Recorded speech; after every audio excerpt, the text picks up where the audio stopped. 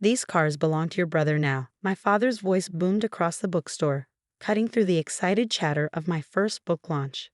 "Sign the papers, Alexandra." My hand trembled as I gripped the podium, staring at the transfer documents he'd slammed down in front of me. My name is Alexandra Mitchell, and at 28, I'd finally achieved my dream of publishing my first novel. The small independent bookstore was packed with readers eager to get their copies signed. But instead of celebrating, I was watching my family try to strip away the last connection I had to my grandfather. "I won't sign anything," I said firmly, though my voice shook. "Grandpa left those cars to me for a reason." My brother Marcus stood behind our father, his usual smug smile in place. At 25, he'd never worked a day in his life, bouncing between failed get-rich-quick schemes and finding himself. Yet somehow, he was always their golden child. "Your brother has a real business opportunity," Mom chimed in, her perfectly manicured nails drumming against the signing table.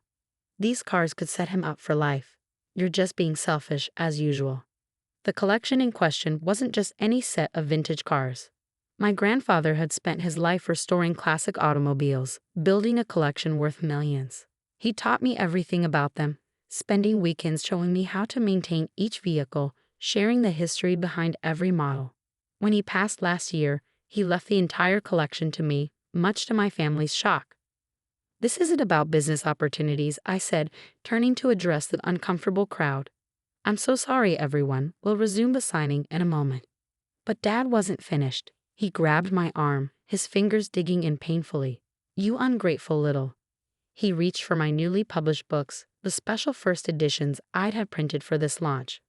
Before I could stop him, he was throwing them into the decorative fireplace the bookstore used for ambience. "No," I lunged forward, but it was too late. The flames caught the pages, curling them into ash. My heart shattered watching my dream literally go up in smoke. "Now," Dad said, his voice cold, "maybe you'll understand what's important. Family comes first, Alexandra. Sign the papers." I stared at the burning books, something inside me hardening. For years, I'd watched them favor Marcus, dismiss my achievements, and try to control my life. But this time, they'd gone too far. "Security," I called out, my voice stronger than I felt. "Please escort them out." The bookstore's security guard, who'd been watching nervously, stepped forward. My father's face turned purple with rage. "You're choosing this over your family? Over your brother's future?" "No, Dad," I replied, straightening my spine. "I'm choosing myself for once, and those cars, they're not just vehicles to be sold. They're Grandpa's legacy, his passion, something you never understood." As security led them toward the door, Marcus turned back. "You'll regret this, sis. Those cars should be mine. I know what they're worth." What my brother didn't know, what none of them knew, was that I had already taken precautions. My grandfather hadn't just left me the cars, he'd left me his wisdom too. "Keep everything documented, Allie," he told me shortly before he passed. "People show their true colors when there's money involved." I'd followed his advice, installing security cameras in the private garage where the collection was stored. Every visit my family made, every attempt to access the vehicles, every threatening conversation, it was all recorded. I'd also done something else, something that would make tomorrow very interesting. That evening, after salvaging what I could from the launch and apologizing profusely to the bookstore owner, I received a text from an unknown number. "Ms. Mitchell, this is James Sullivan from Heritage Insurance. We need to discuss the incident at your book launch. Your grandfather's policy is very specific about threats to his beneficiary. I'll see you tomorrow at 9 a.m. I smiled, remembering the special clause Grandpa had added to his insurance policy, the one that stated any attempt to coerce or threaten the rightful heir would trigger an immediate investigation. My phone buzzed again, this time with messages from my parents. "You're making a huge mistake. Your brother needs this opportunity. Family should come first." I turned off my phone and looked at the burnt remains of my books. Tomorrow would change everything, but not in the way my family expected. Grandpa had taught me more than just about cars. He taught me how to stand up for myself, and I was finally ready to do just that. The next morning, I arrived at the private garage where Grandpa's collection was housed, finding James Sullivan from Heritage Insurance already waiting. He was a tall, distinguished man in his 50s, carrying a leather briefcase and wearing an expression that meant business. "Good morning, Ms. Mitchell," he said, extending his hand. I've reviewed the preliminary footage from last night's incident. Your grandfather's foresight was remarkable. Before we could continue, my family's cars pulled into the lot. Dad emerged first, looking confident as ever, followed by Mom and Marcus. Their expressions faltered slightly when they saw Mr. Sullivan. "This is private family business," Dad announced, puffing up his chest. "I'll have to ask you to leave." Mr. Sullivan's smile was razor sharp. "Actually, Mr. Mitchell, I'm exactly where I need to be. Your father-in-law's insurance policy has some very specific clauses about the protection of his collection and its rightful heir." I watched my brother's smug expression waver. "Insurance policy? What insurance policy?" "Perhaps we should all step inside," Mr. Sullivan suggested, gesturing to the garage's office. "There's quite a bit to discuss." Inside, surrounded by photographs of Grandpa with his beloved cars, Mr. Sullivan opened his briefcase. Mr. Edward Mitchell Sr. took out a comprehensive insurance policy on his collection 5 years ago. However, this wasn't just about protecting the vehicles. He pulled out a document, sliding it across the desk. Section 7, Paragraph 3 specifically states that any attempt to coerce, threaten, or force the designated heir to relinquish their inheritance will trigger an immediate investigation and potential legal action. My father's face reddened. "That's ridiculous. We're her family." "Yes," Mr. Sullivan nodded, "which is exactly why your father-in-law added this clause." He seemed to anticipate this situation. Mom's perfectly maintained composure cracked. "Edward always was difficult about these cars. He never understood that Marcus has a natural talent for business." I couldn't help but laugh. "Natural talent? Marcus doesn't even know how to change a tire." "That's not true." Marcus protested, but his face flushed. Mr. Sullivan raised an eyebrow. "Shall we take a look at the collection? I'd like to verify its condition." We walked through the climate-controlled garage where 12 pristine vintage cars sat gleaming under specialized lighting. Each one had been lovingly restored by my grandfather, and each had its own story that he'd shared with me. "Can you tell me about this one?" Mr. Sullivan asked, stopping beside a 1957 Ferrari 250 GT. Before Marcus could speak, I stepped forward. "Grandpa found this one in a barn in Italy, spent 3 years restoring it, had to track down original parts from all over Europe. The paint is period correct, and he even located the original leather supplier for the interior." Mr. Sullivan nodded approvingly, making notes. "And this one?" He pointed to a 1963 Aston Martin DB5. That was his pride and joy. I smiled, running my hand along the perfectly maintained hood. "We spent every Sunday working on it when I was in high school. He taught me how to rebuild the engine block by block." My father interrupted. "This is all very touching, but these cars are wasted just sitting here. Marcus has investors lined up." "Whoa. Who what?" I turned to face him. "Who want to flip them for quick cash. These aren't just commodities, Dad. They're pieces of history, each with their own story. Grandpa didn't spend his life collecting and restoring them just so Marcus could sell them to the highest bidder." Mr. Sullivan cleared his throat. "There's one more thing."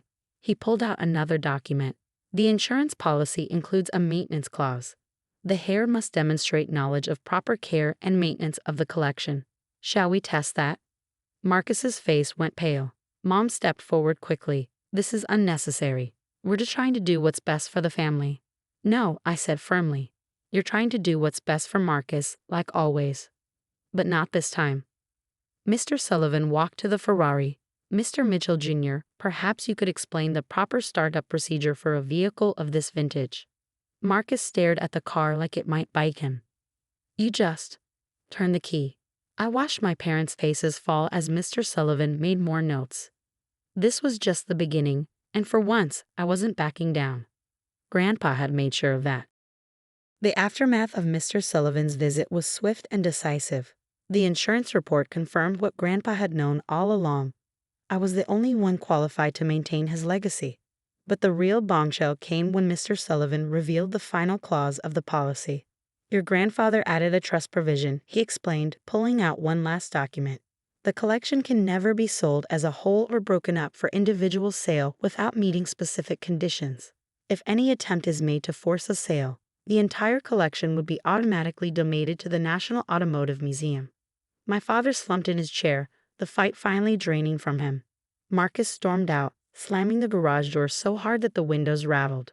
Mom just sat there, her perfectly composed facade cracking as she realized their plan had completely backfired. "There's more," Mr. Sullivan continued. "The destruction of Ms. Mitchell's property at the book launch has triggered a liability clause. Heritage Insurance will be covering the cost of reprinting her first editions, plus damages." I felt tears welling up in my eyes. Even from beyond, Grandpa was still protecting me, still making sure I could stand on my own feet. 2 weeks later, I stood in the garage, supervising the installation of new security systems. The bookstore had graciously agreed to host another launch event, this time with proper security in place. My reprinted first editions had arrived, and pre-orders had actually increased after word of the incident spread through the local literary community. My phone buzzed with a text from Marcus. "I'm sorry, can we talk?" I hesitated before responding. When we met at a local coffee shop, my brother looked different, humbled, perhaps for the first time in his life. "I didn't know," he said quietly, stirring his coffee. "About you and Grandpa, about all the time you spent together. I just saw dollar signs when I looked at those cars." "That's exactly why he left them to me," I replied. "They were never about money for him. They were about passion, dedication, learning to care for something bigger than yourself." Marcus nodded slowly. "I've been thinking, maybe you could teach me?" "Not for the money," he added quickly, seeing my expression. I missed out on knowing this side of Grandpa. Maybe it's not too late to understand what he was trying to show us." It wasn't an instant fix, but it was a start. Over the next few months, I began teaching Marcus the basics of car maintenance. He was clumsy at first, but surprisingly eager to learn. Our parents took longer to come around. Mom appeared at my second book launch, standing quietly in the back. This time, instead of criticism, she bought a copy and asked me to sign it. "Your grandfather would be proud," she whispered before slipping away. Dad was the last holdout, but even he eventually showed up at the garage one Sunday afternoon, watching silently as I taught Marcus how to change the oil in the Aston Martin. "You know," he said finally, "your grandfather tried to teach me once." I was too proud to listen, too focused on what I thought was important. I missed out on something special. I handed him a wrench. It's never too late to learn. The following spring, I hosted a classic car show at the garage, showcasing Grandpa's collection and donating the proceeds to a local technical school's automotive program. As I watched families explore the exhibits, I caught sight of a young girl, maybe 12, staring in awe at the Ferrari. "Want to learn how it works?" I asked her. Her eyes lit up, reminding me of myself at that age. Her parents watched nervously as I opened the hood, but soon they were all gathered around, listening as I shared the car's story. Grandpa's story. Marcus helped with the demonstrations, showing kids how to check oil levels and explaining basic engine components. He'd come a long way from the brother who only saw dollar signs. That evening, as the sun set over the garage, I found myself sitting in the Aston Martin, running my hands over the steering wheel Grandpa had restored so carefully. I could almost hear his voice. "Sometimes, Allie, the most valuable things in life aren't things at all. They're the lessons we learn, the passions we share, and the legacy we leave behind." He was right, of course. The cars were never just cars. They were vessels for something much more important: love, knowledge, and the courage to stand up for what matters. My family had needed this wake-up call, this chance to understand what Grandpa had known all along. As I locked up the garage that night, I smiled at the security cameras he'd insisted I install. "Thanks, Grandpa," I whispered, "for everything." My phone buzzed with a message from my publisher. My second book, a memoir about classic cars and family legacy, had just been picked up for publication. Life had come full circle, and this time, my whole family would be at the launch, ready to celebrate properly. Sometimes the best revenge isn't revenge at all. It's standing your ground until others finally see what was there all along.